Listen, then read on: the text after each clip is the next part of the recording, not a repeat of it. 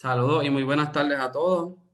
Este segmento educativo es presentado por el Hospital Menonita Cima, llevándote a la cima de tu potencial. Muchas gracias por ser parte de esta nueva plataforma virtual educativa, Ciencia Virtual, a través de la cual ofreceremos una serie de herramientas educativas STEM por medio de webinars interactivos. Mi nombre es Arnaldo Cabrera, seré su moderador por el día de hoy. Para el webinar de hoy nos pueden hacer las preguntas en la sección del Q&A, que son el Questions and Answers, si estás en Zoom y si estás en Facebook, en la parte de los comentarios. Hoy nos brindarán el siguiente webinar de salud mental ante emergencias junto a la doctora Anabel Rodríguez del Hospital Menonita Cima. Adelante, doctora. Buenas tardes a toda la audiencia. Me presento, yo soy la doctora Anabel Rodríguez Yauger, soy la directora médica de CIMA, la División de Salud Mental del Sistema de Salud Menonita. El cometido que tenemos durante la tarde de hoy es la salud mental ante la emergencia. Y pues primero tenemos que definir, ¿verdad?, qué es lo que queremos decir con emergencias o qué situaciones estaríamos incluyendo aquí. Cualquier situación que nos esté generando problemas, que pueden ser desde huracanes, tsunami, pandemia, terremotos, todas estas situaciones extraordinarias son situaciones que generan una reacción de emergencia. Esas son ciertamente situaciones que son del ambiente, que nos sorprende y que nos afectan. Tenemos también situaciones personales de emergencia, como pueden ser problemas laborales, como pueden ser problemas de pareja, como pueden ser problemas de salud propia. Y hay situaciones de emergencia que pueden ser familiares o de nuestra comunidad y que pueden incluir pues toda suerte de situaciones donde los seres queridos, pacientes envejecientes, hijos, la escuela de nuestros hijos, etcétera, nos van a estar impactando. Todas esas situaciones provocan reacciones emocionales que son reacciones perfectamente normales. El ser humano está armado con una serie de emociones que son nuestra parte natural y son cosas que no debemos sacar de perspectiva, como que necesariamente el sentirnos ansiosos o el sentirnos tristes o el sentirnos contentos, esas emociones que son perfectamente naturales en sí mismas no significa que tenemos una condición o que tenemos alguna situación de la cual preocuparnos. Ciertamente, una vez nosotros identificamos emociones que nos están generando algún grado de angustia, algún grado de preocupación, que están afectando nuestra relación, que están afectando nuestra forma natural de reaccionar, pues entonces ahí es que nosotros tenemos que empezar a tomar control sobre esas emociones y sobre esas acciones. Quizás uno de los conceptos que a mí me gusta clarificar en este tipo de situaciones de emergencia es el concepto del estrés versus la resiliencia. Son dos conceptos que los utilizamos en ocasiones indistintamente y en otras ocasiones utilizamos esos dos conceptos de una manera bien específica. Y yo quisiera que ustedes se imaginaran el estrés como cuando uno coge una lata de Coca-Cola, una lata, y la dobla, ¿verdad? Yo estoy ejerciendo una fuerza que está provocando que se distorsione la forma de esa lata. Ese concepto de estrés es al que nosotros nos referimos cuando nosotros decimos que una situación externa me está generando tanta angustia o tanto malestar que me está deformando. La resiliencia, por el otro lado, es como cuando usted coge una botella de agua y la aprieta, que se deforma, pero cuando la suelta vuelve a su forma original.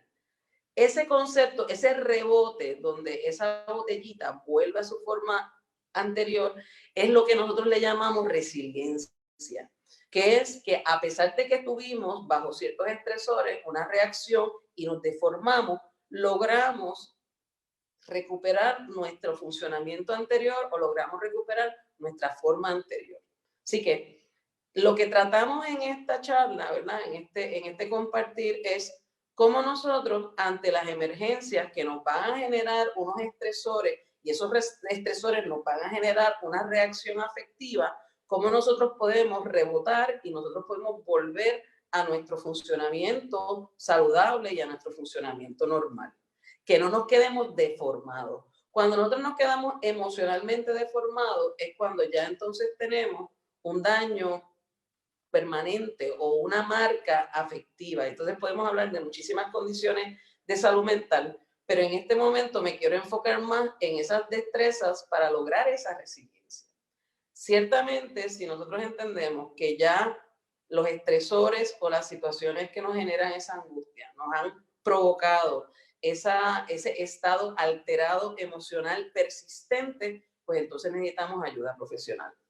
Así que, y recuérdense, dentro de la ayuda profesional, encima estamos a su mayor disposición para ayudarlos, pero queremos en este momento que tratemos de controlar esos estresores de manera de que no lleguemos a esa deformación o no lleguemos a ese estado alterador emocional que nos provoque entonces síntomas permanentes.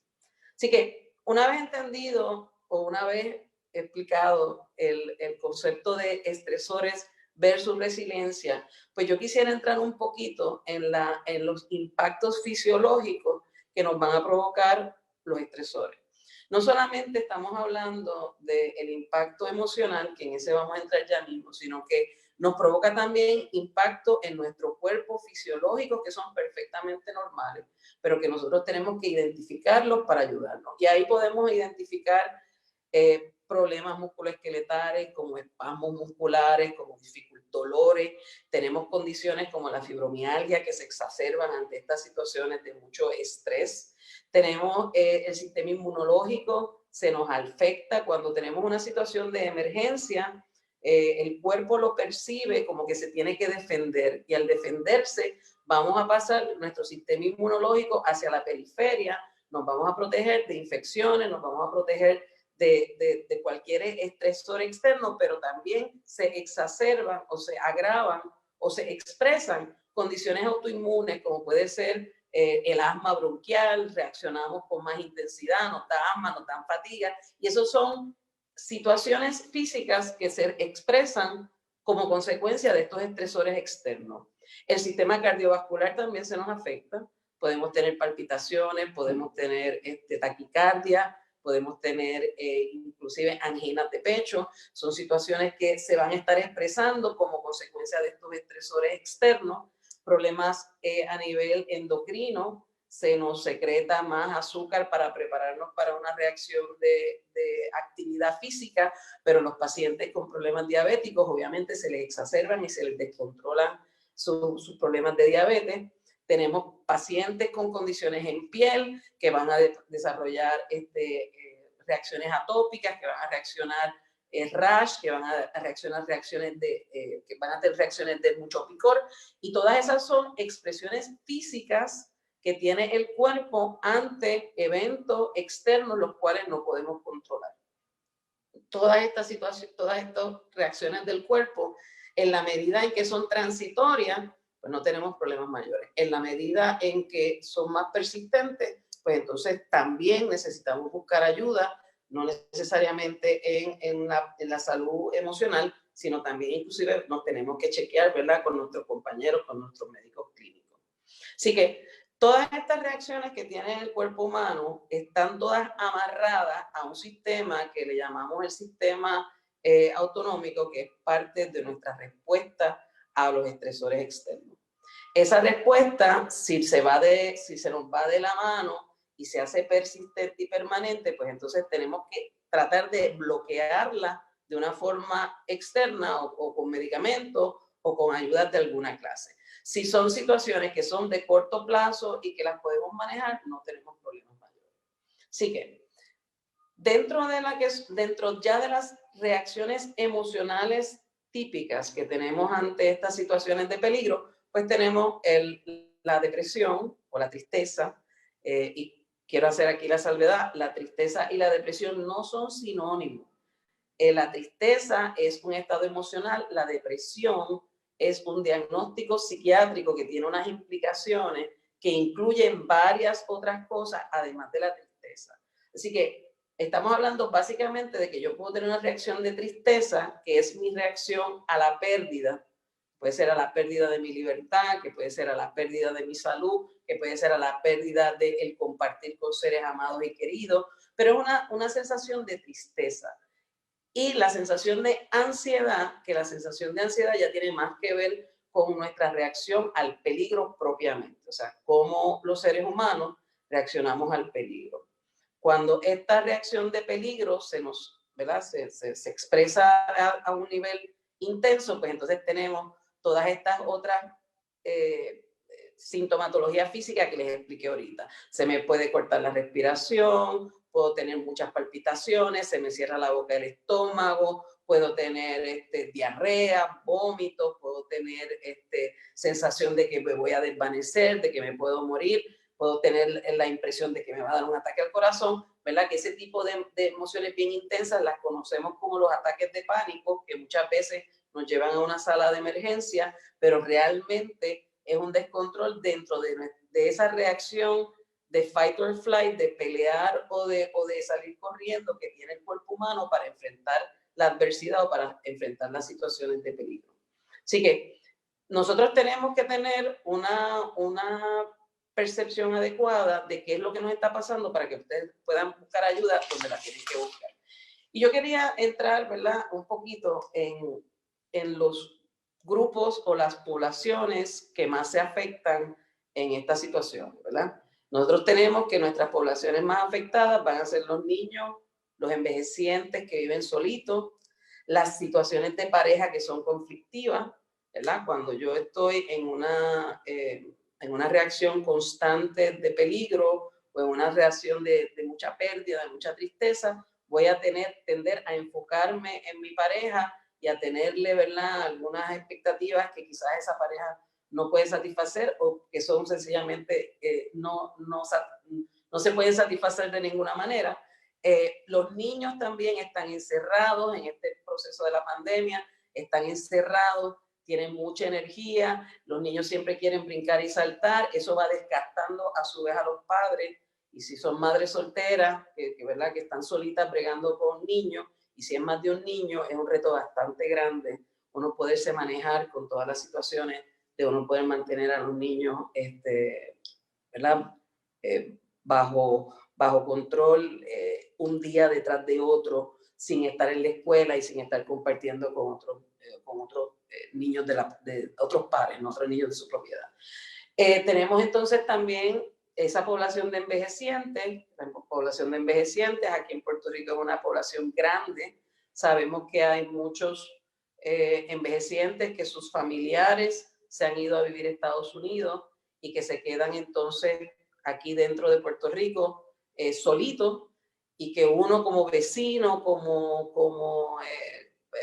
conocido, sabe que tienen situaciones, pero dentro de la situación de la pandemia estamos encerrados en nuestras casas y entonces tampoco los podemos accesar, ¿no? O sea, no los podemos accesar.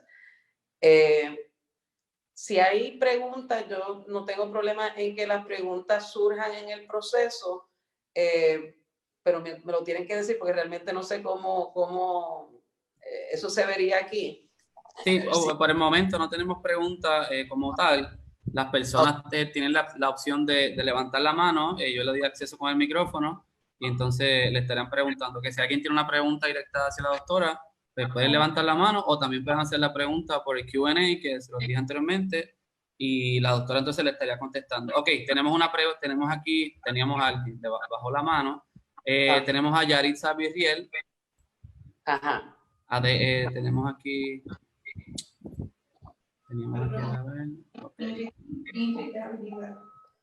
Ok, no levanta. Ok, por ahora no tenemos preguntas. Si surgen preguntas, yo le digo, doctora, pero por ahora tenemos una persona bajo la mano. Así que seguimos adelante. Yo le indico. Ok. Pues entonces vamos a seguir con qué estrategia, porque, ¿verdad?, quería darle más o menos una visión general de qué cosas nos generan a la ansiedad y la tristeza ante estas situaciones, pero entonces vamos a ir un poquito más específico a cómo nosotros tenemos que manejar los estresores para poder bregar. Lo primero es, tenemos que identificar cuál es el estresor que nos está generando más angustia o más preocupación o más tristeza. Y con eso me refiero a si son los problemas de salud, si son los problemas económicos, si es la situación de algún familiar en particular. tenemos que desarrollar un plan para nosotros poder enfrentar ese estresor y desinflarlo, tratar de disipar todas esas angustias añadidas, ¿verdad? Que nosotros le damos a los estresores. Acuérdense que cuando nosotros estamos solos y nuestra mente corre, nosotros nos involucramos en todos los escenarios más negativos habidos y por haber. Y esos escenarios negativos van a tender a empeorar esa sensación de tristeza, esa sensación de soledad, esa sensación de ansiedad. Así que es importante hacer un plan para buscar o contestar las preguntas o clarificar cuál es el problema o verdaderamente saber cuál es la situación que nos está angustiando para entonces poderla enfrentar de una manera más adecuada. La otra parte es disipar.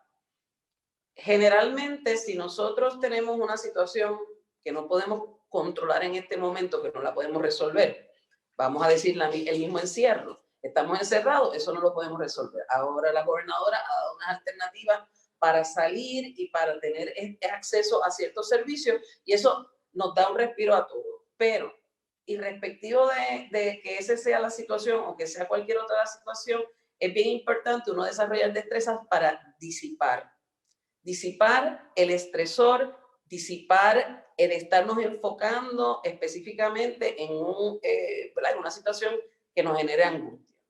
¿Cómo lo podemos disipar? Pues hay varias formas de disiparlo. Ciertamente el ejercicio es una manera excelente de uno poder canalizar esa tensión que se va acumulando en el cuerpo y a la misma vez desviar la mente a los procesos que nos están afectando. Tengo aquí unas preguntas, doctora, y perdona que le interrumpa. Tenemos aquí a Yanibel Martínez Ortiz en Facebook y nos pregunta cómo puedo hacer para manejar la prediabetes. La prediabetes, ok. La prediabetes es una condición que básicamente lo que implica es que estamos funcionando con unos márgenes altos de azúcar o que ocasionalmente se van por encima de lo que es normal, que usualmente el número que usamos como número general es 100, ¿verdad? 100 de azúcar en la sangre, si estamos en ayunas, ¿verdad?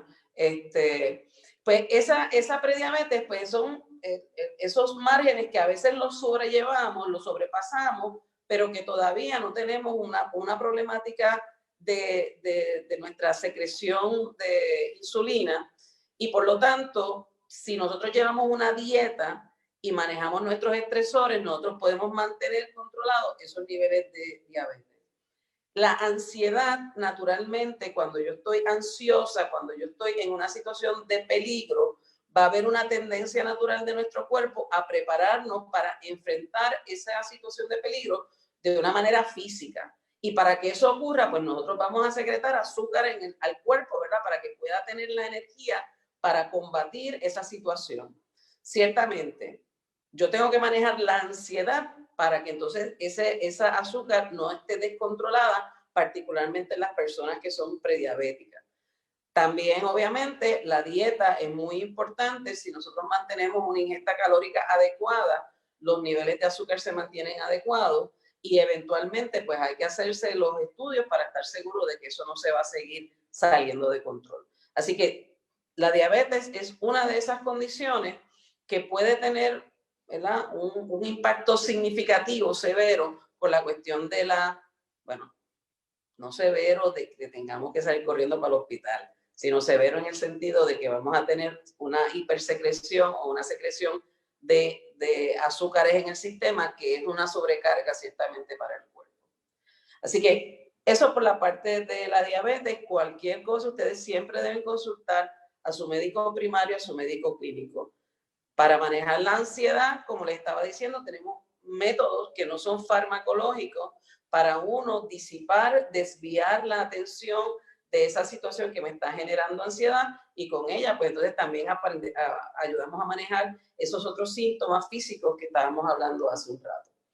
Así que, además del ejercicio que lo estaba mencionando ahorita, la meditación es otra estrategia que nos puede ayudar a nosotros desviar, nosotros poder sacar el sobreenfoque que estamos teniendo hacia el evento que nos está generando esa ansiedad y poder entonces manejar la ansiedad de una manera más saludable.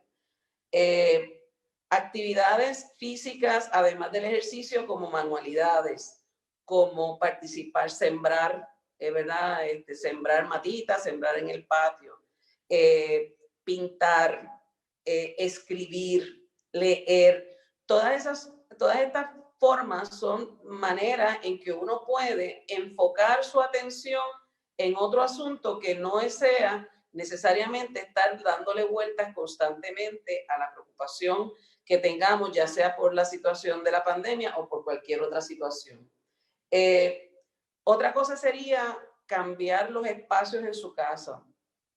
En vez de estar siempre frente al televisor o siempre estar en la sala o siempre estar en el cuarto, cambien los espacios. Cuando ustedes cambian los espacios y ustedes se reubican en otra situación, ustedes pueden cambiar la perspectiva de donde están, entretenerse, crear, recoger en su casa, planificar una nueva decoración, modificar los muebles. Lo importante en todas estas estrategias es que usted se pueda, ¿verdad? Coja ideas para no estar siempre martirizándose, ¿verdad? Con estas situaciones que nos están ocurriendo. A través de las redes sociales, ustedes se mantienen, ustedes controlan ese aislamiento social. Pero vuelvo a hacer hincapié en que hay poblaciones que no tienen tantas destrezas para mantenerse activos socialmente a través de las redes, como son los pacientes envejecientes que no tienen necesariamente dominio de las redes y que están verdaderamente solitos en sus casas. Una llamada de teléfono, una conversación, si son personas que viven cerca, pues usted pasar, saludarla, que mantengan la distancia social, pero que puedan saludarse o preguntarles si necesitan que usted vaya y les busque algo que les ayude en la farmacia o en el colmado o en donde sea, que si ellos necesitan algo, que usted también les ayude para darle esa expectativa de que forman parte de la comunidad, aunque no podamos necesariamente estar todo el tiempo con ellos. Aquí alguien estaba preguntando si la alimentación es un factor o podría ser un factor. Definitivamente. Particularmente para los niños, es bien importante que tengamos cuidado con las azúcares, porque los niños se pueden, ¿verdad? Se pueden disfrutar muchísimo un dulce, pero hay algunos niños que el estarlos sobrecargando de glucosa los hace estar más energéticos y los pone más irritables. Así que es importante que cuando ustedes tengan, que estén manejando niños en el hogar, tengan cuidado, ¿verdad? Con cuánta carga de azúcar le dan a los niños para evitar que se pongan demasiado inquietos y que eso entonces los altere. El otro problema que usualmente nos pasa con la alimentación es la ansiedad de comer, que algunas personas, ¿verdad? Me lo han traído como que qué hacen con la necesidad de comer, porque en los adultos ciertamente la comida es una gratificación inmediata. La gratificación de comer no tiene ningún problema si nosotros la podemos mantener bajo control. Y a esto lo que me refiero es, si ustedes tienen, si están notando que están yendo a la cocina y están abriendo la nevera y están cogiendo lo primero que, ¿verdad?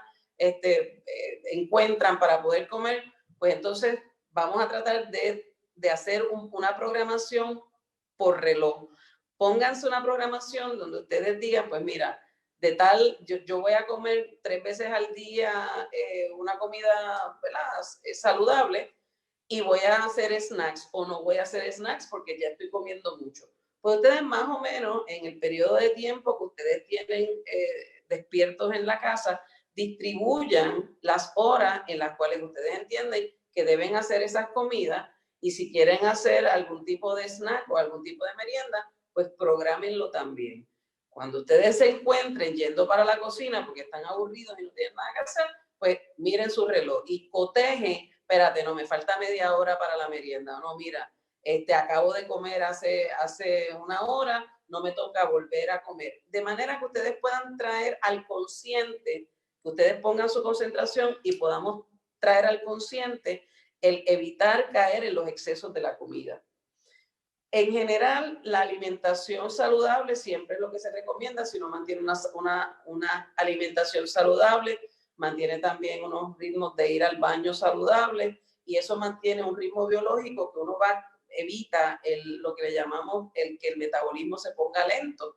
Así que es cuestión de, si uno mantiene un ritmo apropiado, las cosas van a caer en su sitio, y lo mismo pasa con el consumo de agua. Pero para la ansiedad y para ese ir a buscar comida como una manera de yo manejar mi aburrimiento y como una manera de yo manejar mi tristeza porque no me comunico con la gente o porque no se han comunicado conmigo, ese uso de la comida como gratificación, como una manera de yo sentirme un poquito mejor o peor para castigarme porque no me están llamando, nosotros lo tenemos que traer al consciente para romper esos ciclos que ciertamente son ciclos enfermizos. ¿Okay?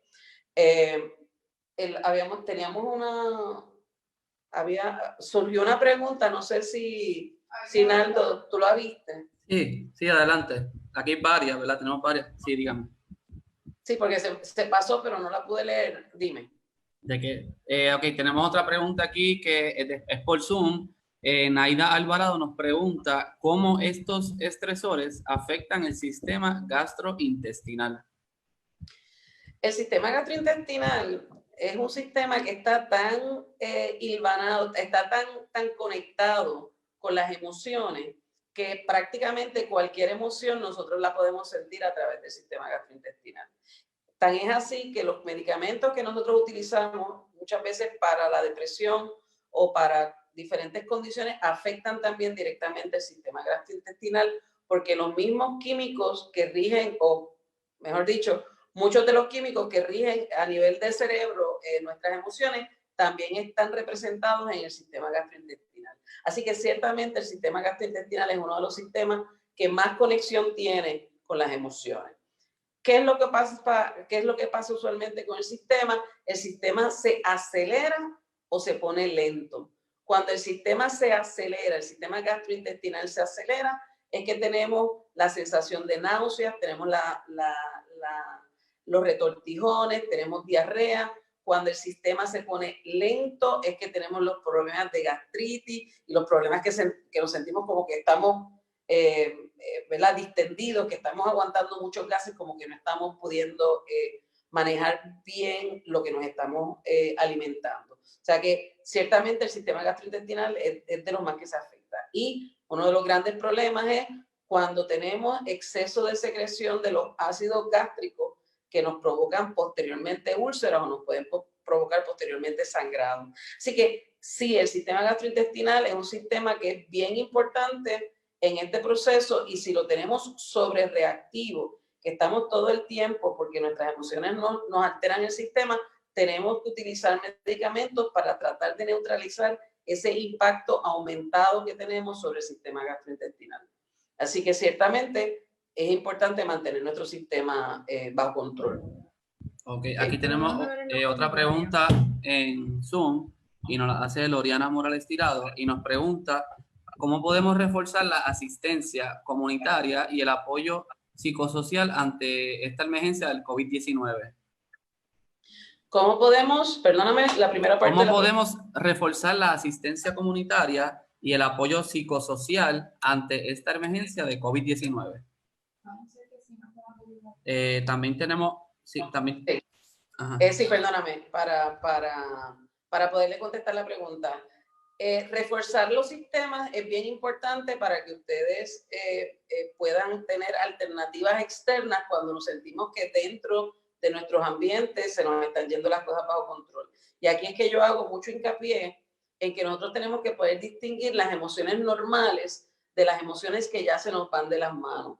Las emociones que se nos van ya de las manos, ya sea porque estamos persistentemente pensando en todas estas situaciones adversas que estamos viviendo, ya sea porque tenemos miedos irracionales a que cosas más catastróficas sigan ocurriendo, ya sea porque no estamos durmiendo bien, no estamos comiendo bien, estamos con desesperanza, pensamos que nadie nos va a poder ayudar.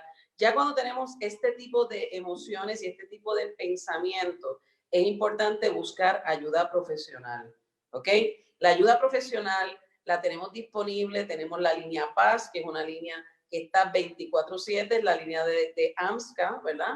Para que ustedes puedan recurrir a una ayuda inmediata en caso de que usted sienta que no puede mantener el control de la situación o que está a punto de perder el control.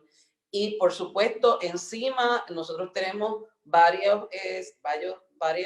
clínicas ambulatorias, tenemos hospital y tenemos servicio de hospitalización parcial para darle la asistencia a cualquier persona que pueda ir, tocar a nuestras puertas cuando sea necesario. Los teléfonos de CIMA están disponibles 24/7 para que nosotros recibamos el 787-714-CIMA. O sea, Yo los voy a poner aquí en pantalla para que las personas lo tengan. Perfecto. También ustedes se pueden comunicar con nosotros de manera que podamos orientarlos individualmente, ¿verdad? Con más efectividad en caso de que sintamos o que usted sienta que no puede mantener el control. Los números son 2462, 787-714-2462. Ustedes nos pueden llamar cuando ustedes entiendan y vamos a atender específicamente, ¿verdad?, la preocupación que ustedes tengan en ese momento. ¿Ok? Así que importante. Sí, la voy a poner ahora para seguir con otra pregunta que tenemos aquí. Sí. Que entiendo que es verdad, a muchas personas les está sucediendo. Stephanie Meléndez nos pregunta, ¿cómo puedo lidiar con el insomnio? Ok, el insomnio es, déjame decirlo al revés, el sueño es una función bien importante en el cuerpo humano porque durante el sueño el ser humano hace una reestructuración de todos los químicos que hemos ido desgastando durante el día. Hacemos un restorage, ¿verdad? Y me perdonan el usar el inglés, pero volvemos a hacer un almacenaje, volvemos a reproducir todo eso que hemos estado gastando durante el día. Si no descansamos bien, el cuerpo al otro día no va a tener las herramientas que necesita para ser efectivo en todos los aspectos del cuerpo. O sea, desde la memoria, aprendizaje, tranquilidad, las mismas funciones esenciales que hemos estado hablando hace un ratito del sistema digestivo, cardiovascular, respiratorio, etc. Así que es bien importante que nos mantengamos con un buen patrón de sueño. El patrón de sueño se puede afectar de una manera sutil o de una manera leve, y hay herramientas como puede ser el triptófano, como puede ser las mismas medicamentos PM para inducir el sueño cuando la causa de la pérdida de sueño es algo transitorio y leve. Si es una situación donde el problema de sueño es más severo, donde el sueño ya, por más que estemos tratando de conciliar el sueño, no lo podemos conciliar, ya necesitamos otro tipo de estrategia y ahí necesitamos ayuda profesional. Ciertamente, si hacemos ejercicio durante el día, si nos mantenemos ocupados durante el día, típicamente nos sentimos más cansados al momento de acostarnos a dormir. Importante, el sueño, a veces decimos que tenemos problemas con el sueño y no es que tenemos problemas en las horas totales que dormimos, sino que hemos alterado nuestro patrón de sueño normal y en vez de dormir durante la noche, nos amanecemos en la noche y entonces después estamos durmiendo hasta toda la mañana o hasta tarde en la tarde. Eso no es un problema realmente de insomnio, eso es un problema en que le hemos quitado la sincronía a nuestro patrón de sueño natural y lo hemos alterado y en vez de dormir de noche, estamos durmiendo de día. Así que ojo, que hay veces que decimos que tenemos problemas con los patrones de sueño y no es eso.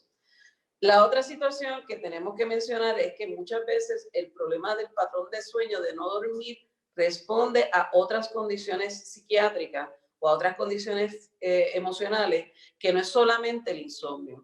Cuando nosotros tenemos problemas de depresión, ya hablando de depresión como un diagnóstico, nosotros podemos quedarnos dormidos, pero nos despertamos como a las 2 de la mañana, así espabilados, y no podemos dormir en más de una hora.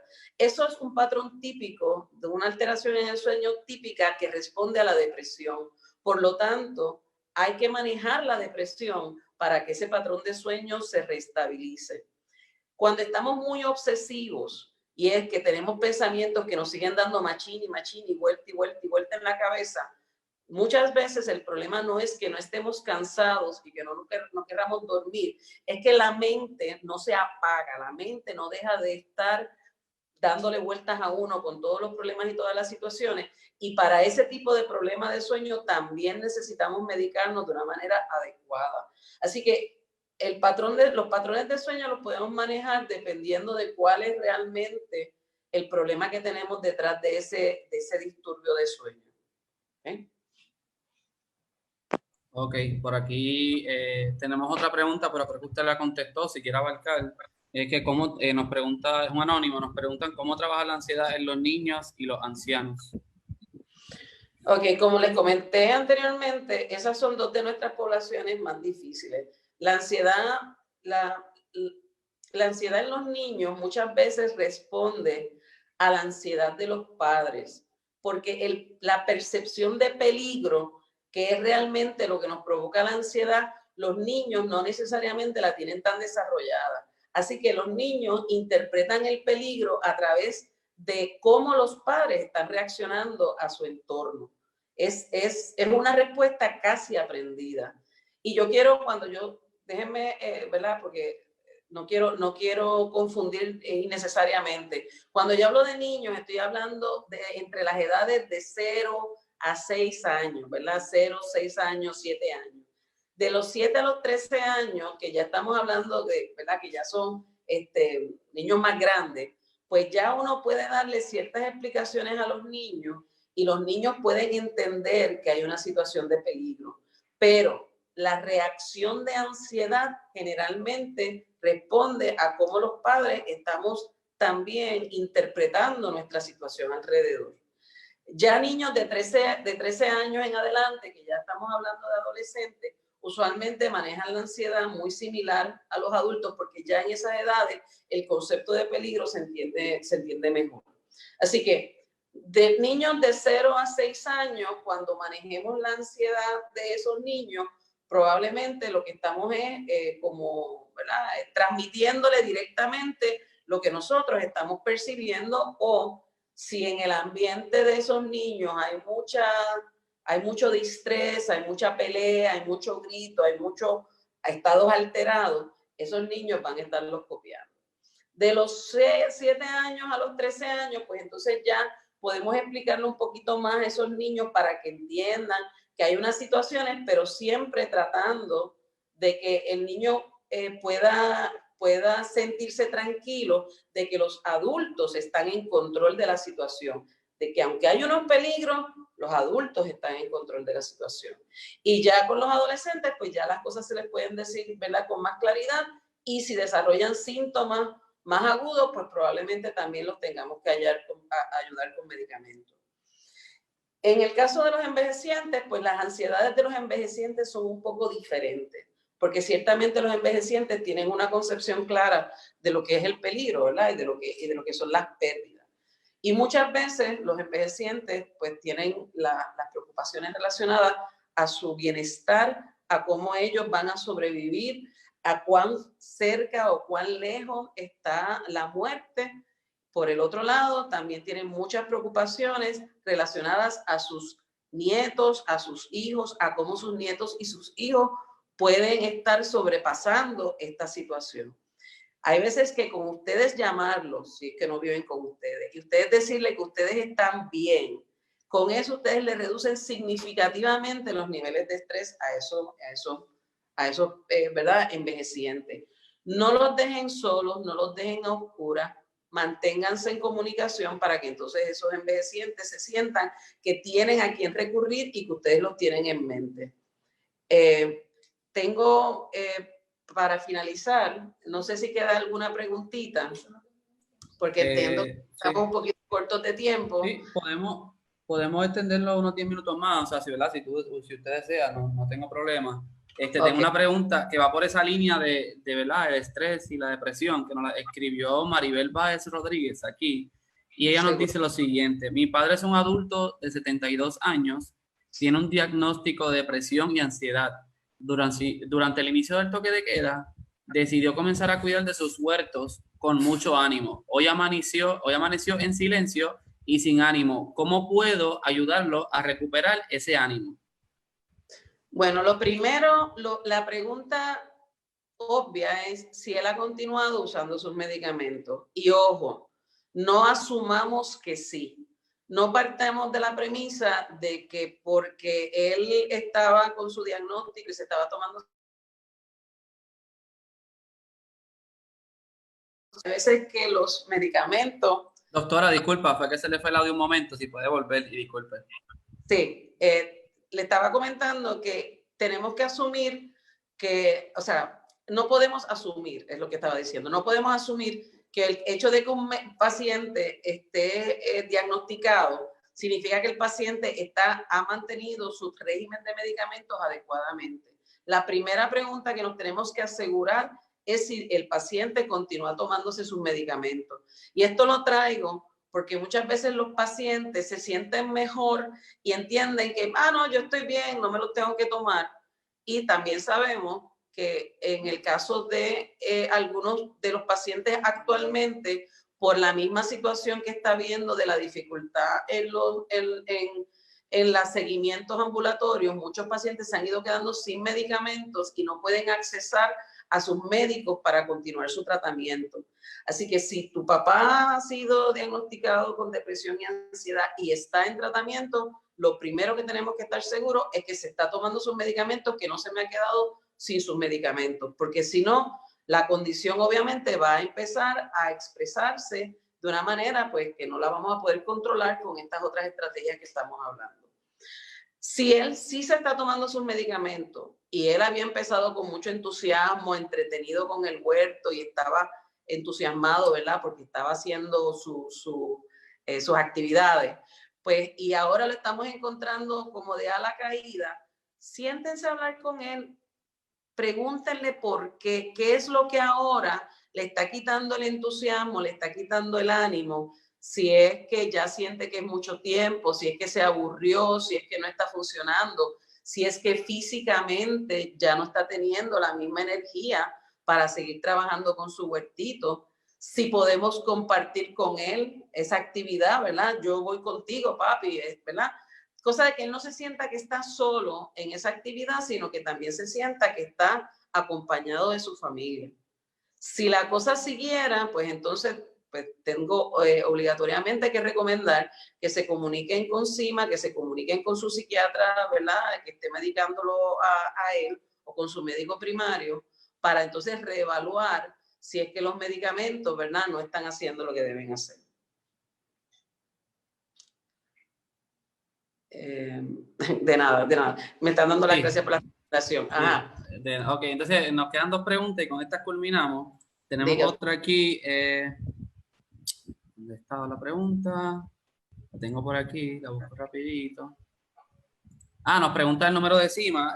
Vuelvo a decirlo, es 787-714-2462. Nuevamente lo repito, 787-714-2462. También los pueden seguir en Facebook como Hospital Menonita CIMA. Eso es así. Sí, la otra pregunta se la digo enseguida. La tenemos por aquí. Ok, nos pregunta Diana Ortiz Alarcón y nos dice la siguiente pregunta, es ¿qué hacer cuando pensamos constantemente en que vamos a contagiarnos de este virus tan terrible por situaciones distintas a las ya establecidas? Esa preocupación que está trayendo la joven está bien prevalente, está ocurriendo mucho en la población. Hay muchas personas que el tema y el exceso, el énfasis, no el exceso, ¿verdad? El énfasis que se está dando a través de todos los medios constantemente hablando de los métodos que tenemos que seguir, de las medidas que tenemos que tomar, etcétera, etcétera, están generando un estado de hiperalerta a cualquier asunto que tenga que ver con infecciones, que tenga que ver con enfermedad, que tenga que ver con que nos podemos, ¿verdad?, que nos podemos morir de esta. Yo solamente quiero recordarle que el virus, como miles y miles y miles de virus a los cuales el cuerpo humano ha estado expuesto, hemos estado expuestos a través de la vida, los hemos superado. Este virus, como cualquier otro virus, tiene una característica o tiene unas características. Es un virus que se contagia a través de, ¿verdad?, del aerosol. Si nosotros identificamos personas que están tosiendo, si nosotros identificamos personas que están con dificultad respiratoria, ¿verdad?, cerca de nosotros, nosotros vamos a tener que tomar unas previsiones particulares para que ese posible aerosol o esa posible contaminación no nos afecte. Sin embargo, el contagio es algo que nosotros nos podemos cuidar y nos podemos prevenir siguiendo las reglas básicas. Lavado de manos, el uso de la mascarilla, el distanciamiento social, y si nos sentimos que estamos de alguna manera enfermos, pues nosotros mismos nos aislamos. Pero es bien importante no sobregeneralizarlo y entonces convertir el remedio peor que la enfermedad y obsesionarnos tanto con la situación que entonces nos quita la paz esa obsesión. Esa obsesión ya está rayando en lo que no es saludable, y para ese tipo de obsesión yo te recomendaría que busques ayuda profesional. Estamos, ¿verdad? Estamos en el Hospital CIMA, nos puedes contactar a través de Facebook. Recuerden que estamos aquí para apoyarlos. Nosotros en CIMA contamos con distintos profesionales de la salud mental disponibles para ayudarlos. Les repetimos los números: 787-714-2462. Es libre de costo cualquier orientación, y recuérdense, si algo se sale de lo que para ustedes era lo normal, quizás es el tiempo de buscar ayuda profesional. Así que nada, les agradezco muchísimo la atención que han tenido. Espero que haya sido para su beneficio, y de nuevo, encima a sus órdenes. Muchas gracias, doctora. Voy a volver a repetir la información del hospital. El número es el 787-714-2462. Como dijo la doctora anteriormente, este es libre de costo. Los pueden seguir en Facebook como Hospital Menonita CIMA. Y también, si los quieren seguir en la web, los pueden conseguir como sistemamenonita.com. Bueno, doctora, sería todo. Si quiere dar un último mensaje, ¿verdad?, al público general, que la siguieron por en Facebook. Ahí hubo muchas preguntas que pues, se nos quedaron, pero creo que aclaramos gran parte, ¿no?, de las preguntas que tienen las personas, ¿no?, las dudas.